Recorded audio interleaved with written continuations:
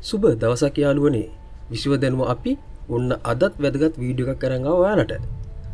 අද අපිත් එක්ක එකතු වෙන ඔයාලට දැනගන්න පුළුවන් විද්‍යාත්මකව සහතික කරපු විනෝදාංශ 7ක් ගැන.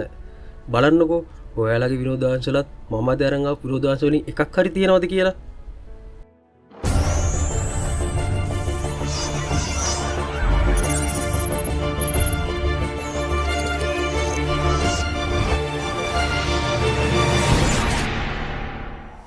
පළවෙනි විනෝදාංශය තමයි කියවීම. මම කියවීම කියලා අදහස් කරේ පොතපත කියවීම ගැන. මේ පොතපත කියවීම මනසට ඉතා හිතකරයි කියලා තමයි පරීක්ෂකයන් විසින් හොයාගෙන තියෙන්නේ. ඒ වගේම අපි නවතොරතුරක් කියවීමේදී මොළය විසින් නව ස්නායු ගමන් මාර්ග නිර්මාණය කරගන්නවා කියලාත් හොයාගෙන තියෙනවා.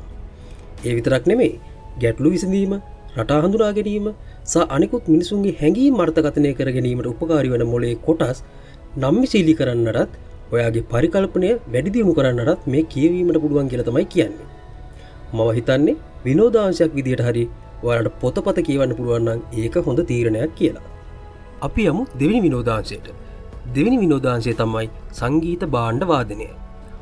ඔයාලා මොකක් හරි සංගීත භාණ්ඩයක් වාදනය කරන්න ඉගෙන ගත්තොත් ඔයාලගේ මතකය, ඒ වගේම ගැටලු විසඳීමට තියෙන හැකියාව, ඒ වගේම රටා හඳුනා ගැනීමට තියෙන හැකියාව වැඩි දියුණු වෙනවා කියලා තමයි පරීක්ෂකයන් විසින් සොයාගෙන තියෙන්නේ.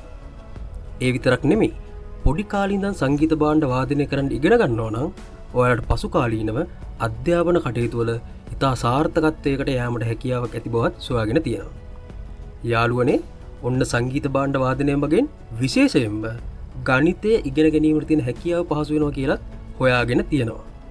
ඔයාලා කුමන වයසක සිටියත් ඔන්න සංගීත භාණ්ඩ වාදනය මොළය දියුණු කරන බව විද්‍යාඥයන් විසින් කියනවා. ඔන්න ඔයාලත් තාම සංගීත භාණ්ඩයක් වාදනය කරන්න ඉගෙනගෙන නැත්නම් අදම ඉගෙන ගන්න. ඉස්කෝලේ යන පොඩි බබාලා ඉන්නවනම් ඔයාලට එයාලට සංගීත භාණ්ඩයක් වාදනය කරන්න ඉගෙනනවා කියලා පාඩුවක් වෙන්නේ නැහැ. තුන්වෙනි විනෝදාංශය තමයි ව්‍යායාම කිරීම.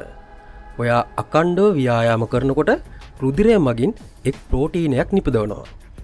අපේ මොළය තුලින් රුධිරය ගමන් කරනකොට මොළයෙන් මේ ප්‍රෝටීනය උරා ගැනීමක් සිදු කරනවා. එතකොට මතකයේ වැඩිවීමටත් සිත ඒකාග්‍ර කර ගැනීමටත් ඒක උපකාරී වෙනවා. ඒ විතරක් නෙමෙයි, ඔයාලගේ ශරීරයේ බර වැඩිවීම, ශරීරයේ සීනි මට්ටම ඉහළ යෑම, කොලෙස්ටරෝල් වගේ බෝනවර රෝග ඇතිවීමේ ප්‍රවණතාවයද ඔයාලට අඩු කරගන්න පුළුවන් ව්‍යායාම කිරීම මගින්.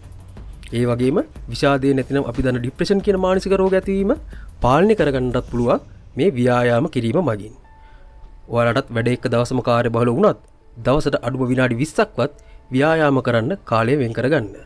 මොකද ඒක ඔයාගේ ශරීර සෞඛ්‍ය හොඳින් පවත්වා ගන්න ඉතාම වැදගත්. හතරවෙනි විනෝදාංශය තමයි නව භාෂාවක් ඉගෙන ගැනීම. ඔයාලා දන්නේ නැති වුණාට අපි શબ્දයක් අසන විට ඒ අර්ථකථනය කරනකොට, ඒ වගේම ඒකට ප්‍රතිචාරයක් දක්වනකොට අපේ මොළේ කොටස් රැසක් එකවර ක්‍රියාත්මක වෙනවා. ඔයාලා දන්නවද? භාෂා එකකට වඩා කතා කරන්න පුළුවන් මිනිසුන්ගේ මොළේ භාෂා මධ්‍යස්ථානවල අනෙක් මිනිසුන්ට වැඩිය ග්‍රේ මැටර් හෙවත් ස්නායු සෛල අන්තර්ගත අඳුරු පැහැ පටක තියෙනවා කියලා පරීක්ෂකයන් විසින් සොයාගෙන තියෙනවා. ඒ වගේම පරීක්ෂකයන් කියන විදිහට භාෂා එකකට වඩා කතා කරන්න පුළුවන් මිනිසුන්ට වරකට එක වැඩකට වඩා කාර්යයන් කිහිපයක් වැඩියෙන් කිරීමට අවධානය යොමු කරන්න පුළුවන් කියලා කියනවා. ඒ වගේම එවැනි පුද්ගලයන්ට තර්කණය, සැලසුම් කිරීම හා මතක ශක්තියද ඉතා දියුණුයි කියලා තමයි පරීක්ෂකයන් විසින් සොයාගෙන තියෙන්නේ. ඒ නිසා ජීවිතේ ඕනෑම වයසකදී නව භාෂාවක් ඉගෙන ගැනීම වාසිදායකයි යාළුවනේ. පස්වන විනෝදාංශය තමයි සමුච්චිත ඉගෙනුම. අපි මුලින්ම බලමු මේ සමුච්චිත ඉගෙනුම කියන්නේ මොකක්ද කියලා. සමුච්චිත ඉගෙනුම කියන්නේ අපි දැනටමත් දැන සිටින කරුණු මතින් නව දැනුම තැන්පත් කිරීමයි. ගණිතය ඉගෙන ගැනීම අපිට හොඳම උදාහරණයක් විදිහට මේකට පෙන්වන්න පුළුවන්. තවත් විදිහට අපිට මේක පැහැදිලි කරන්න ගියොත් දැන් හිතන්න දරුවෙකුට කුඩා කාලේ මූලික ගණිත ක්‍රම උගන්වනවා. ඒ දරුවා ඒක පස්සේ ක්‍රමයෙන් වඩා සංකීර්ණ මට්ටම දක්වා ඉගෙන ගන්නවා. මේ විදිහට ස්තරයෙන් ස්තර නව දැනුම තැන්පත් වෙන විට මතකය වැඩි දියුණු වෙනවා. ඒ විතරක් නෙමෙයි, ගැටලු විසඳීමේ හැකියාව හා භාෂා හැකියාවද වැඩි දියුණු වෙනවා. පොඩි ළමෙක් වෙන්න ඕනේ නැහැ. ගණිතය හෝ තවත් භාෂාවක් ඉගෙන ගන්න පුළුවන් නම් ඔයාලටත් ස්මාර්ට් වැඩිහිටියෙක් වෙන්න පුළුවන්. 6 වෙනි විනෝදාංශය තමයි මොළයට ප්‍රහෙලිකා හා අභියෝගාත්මක ක්‍රීඩා. යාළුවනේ, අපේ මොළය කුඩා පරිගණකයක් වගේම මාංශ පේශියක් බව අපි මතක තියාගන්න ඕනේ. අපි නිතරම ව්‍යායාම කරාම අපේ සිරුර ශක්තිමත් වෙනවා. ඒ වගේම මොළයටත් වැඩිපුර තොරතුරු දෙන තරමට එහි ක්‍රියාකාරීත්වය හොඳ වෙනවා. ඉතින් යාළුවනේ අපේ මොළයේ ක්‍රියාකාරීත්වය වැඩි කරන්න චෙස් වැනි තාර්කික ක්‍රීඩා ඔයාලට කරන්න පුළුවන්. ඒ වගේම හරස්පද ප්‍රහේලිකා වගේ ක්‍රියාකාරකම් වල යෙදෙන්නත් පුළුවන්. අපේ 7 වෙනි නැත්නම් අන්තිම විනෝදාංශය තමයි භාවනාව. භාවනාව තවදුරටත් බෞද්ධයන්ගේ හෝ යෝග අභ්‍යාස කරන්නන්ට විතරක් සීමා වෙච්ච එකක් නෙමෙයි.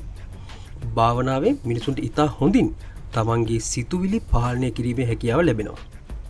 පරීක්ෂකයන් කියන විදිහට භාවනා කරන සිසුන්ට තමන්ගේ විභාගවලට හොඳින් පිළිතුරු දීමේ හැකියාවක් ලැබෙනවා වගේම භාවනා කරන වැඩිහිටියන්ගේ මතකයේද හොඳ බව හොයාගෙන තියෙනවා. ඔන්න ඔයාලත් ඉස්කෝලේ නංගියෙක් හරි මල්ලියෙක්ට අද ඉඳන් භාවනා කරන්න පටන් ගන්න පුළුවන්. යාළුවනේ, භාවනා කිරීමෙන් මනසේ ස්වභාවය ශක්තිමත් වෙන නිසා ශාරීරික මානසික දුර්වලතාවයන්ද අපිට නැති කරගන්න පුළුවන්. ඒ විතරක් නෙමෙයි, සැහැල්ලු මනසක් තියෙන කෙනෙක්ට හොඳ නිින්දකුත් ලැබෙනවා. ඉතින් යාළුවනේ, මම අද අරන් ආවේ ඔයාලට විද්‍යාත්මක සහතික කරපු විනෝදාංශ 7ක් ගැන. මම හිතනවා ඔයාලා මගේ වීඩියෝ එකේ මොන හරි දෙයක් ඔයාලගේ ජීවිතේට ගන්න ඇති කියලා. ඒ වගේම මේ වගේ වැදගත් වීඩියෝ බලන්න අපිව subscribe කරලා තියාගන්න යාළුවනේ. ඒ වගේම මතක් කරනවා ඔයාලට ඔයාලගේ යාළුවන්ටත් නෑදෑයන්ටත් බලන්න මේ වීඩියෝ එක share කරන්න කියලා. එහෙනම් අද සමුගන්න යාළුවනේ, මම ආයෙත් හමු වෙන්නම් මේ වගේම වැදගත් වීඩියෝ එකකින් ඔයාලත් එක්ක. සුබ දවසක්.